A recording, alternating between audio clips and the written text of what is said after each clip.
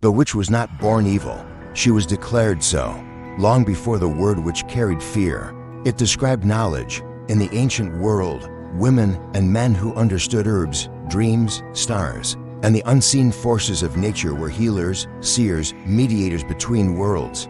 In Mesopotamia, ancient texts describe priestesses and sorcerers who spoke with spirits and interpreted omens. In Egypt, magic wasn't forbidden, it was institutional. To know magic was to understand how the universe breathed. But as religions began to centralize power, knowledge that existed outside of official doctrine became dangerous.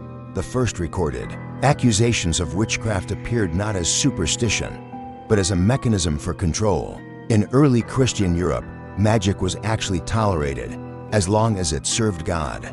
But anything that did not was quickly labeled heresy. By the late Middle Ages, the idea of the witch had transformed completely. No longer a healer, she was now a servant of the devil.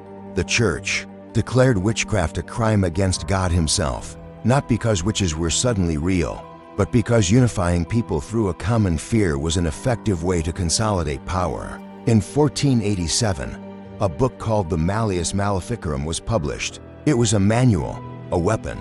It defined witches as mostly female, morally weak, sexually corrupt, and spiritually dangerous. From that moment, the hunt began. Across Europe, thousands were accused, interrogated, tortured, and burned at the stake.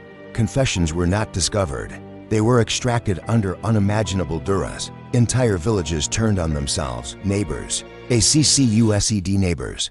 Children testified against their own parents.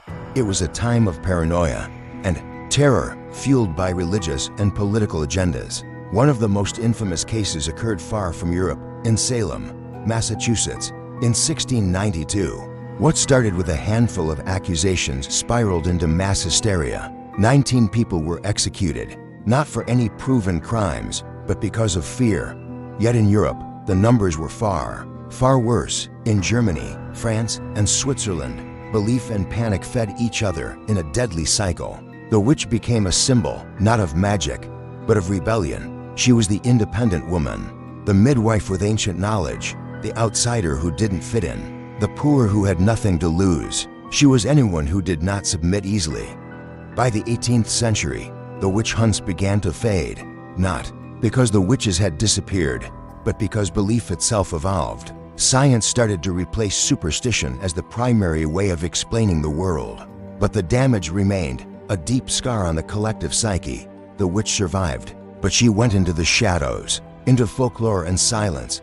Today, we often think of the witch as fantasy, a character in a story. But history records something else entirely.